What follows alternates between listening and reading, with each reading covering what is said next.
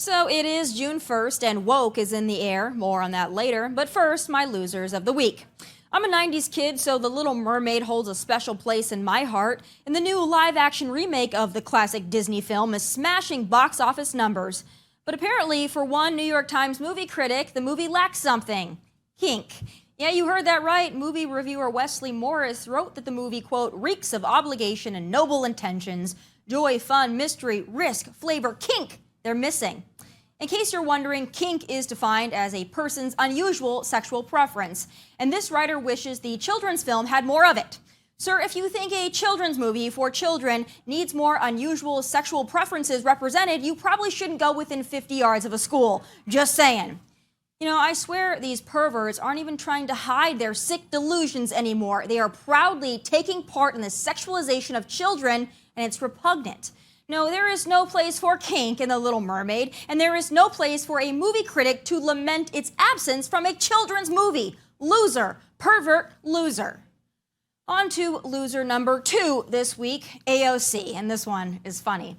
AOC supposedly represents the 14th District of New York, but she spends way less time doing that than she does trying to be a social media influencer, so that's probably partly why this next story is just so funny. Earlier this week, AOC went ballistic, demanding a Twitter parody account of her be taken down. As you can see, the tweets from this account are hilarious, and therefore they went viral. But this didn't sit well with Miss Ocasio-Cortez, and she went on a tear demanding Elon Musk and Twitter do something about it. But the account clearly says parody, so it doesn't violate any of the terms or conditions set forth by Twitter regarding such accounts. AOC should be more concerned that these parody tweets actually sound like something she would put out there. Her panties might be in a twist, but her complaints are meritless. But I can't help but wonder, given she got so upset over this, imagine how she'd feel if Twitter censored, shadow banned, or deplatformed her as the site did to countless conservatives pre-Elon. This goes to show that liberals can't hack half the crap we have to put up with on a daily basis. But speaking of putting up with crap, apparently that's the mission statement of the overpriced Canadian sportswear brand Lululemon. Shoplifting is out of control in this country as thugs and degenerates take what they want and often with zero consequences. This next story is testament to that because 2 Lululemon store associates were fired for chasing mass robbers out of their store and then calling the police. These thugs are known thieves and have mass shoplifted from the store multiple times over the last several months, and these employees, they had enough. They didn't physically prevent the thugs from stealing, but they were fired anyway. Management cited the company's no-tolerance policy, meaning Lululemon doesn't want their employees to impede the stealing process in any way. So if you steal from stores repeatedly, you go unscathed, but if you try to do something about it, you're fired. Makes sense. But let me just say, I can't wait till there is a Lululemon boycott because my husband has way too much of the crap and I'm done. Those are my losers of the week. I hope you enjoyed them as much as I did. Ever since the conservative and unofficial boycott of Bud Light successfully sent that brand into a tailspin, the leftists have been in literal panic. See, they aren't used to conservatives banding together to do anything in the last at least 5 years. We've refused to hold our ground when it comes to voting, the debt ceiling, the border wall, climate change policy, COVID, and pretty much everything else.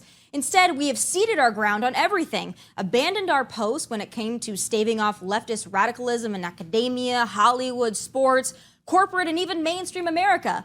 We let the left have it all, and since they've run roughshod over us while we bitch and moan and tweet, and that's about it. Till, well, now.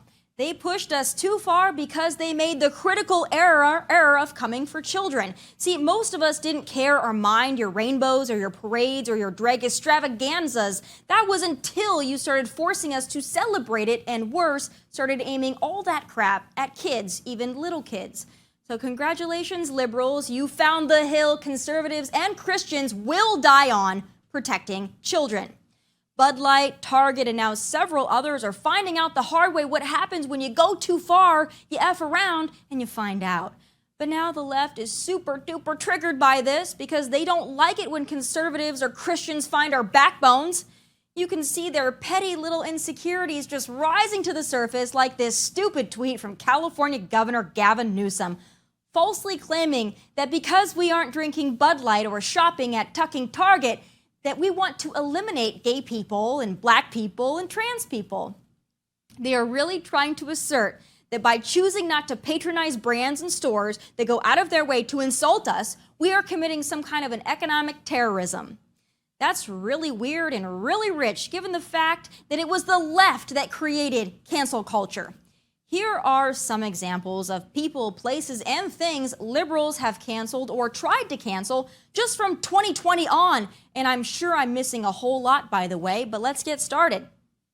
Aunt Jemima, Uncle Ben's, Land O'Lakes Butter, Goya Foods, Paw Patrol, Live PD, Cops, funding for law enforcement in general, Chris Harrison, Morgan Wallen, Joe Rogan, Dave Chappelle, My Pillow, the Washington Redskins, the Cleveland Indians, the White Jake from State Farm, unvaccinated Americans, doctors who spoke truth about COVID, Florida, fossil fuels, J.K. Rowling, Gina Carano, Cracker Jacks, Donald Trump, Mr. Potato Head, Dr. Seuss, nearly every damn Christmas song, the word normal on skin and hair products, and last but not least, Fox News as a whole.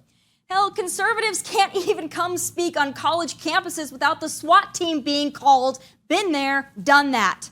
The left wrote the book on boycotts and cancel culture, and now these same people are mad that we are choosing not to shop at extra woke and child grooming stores?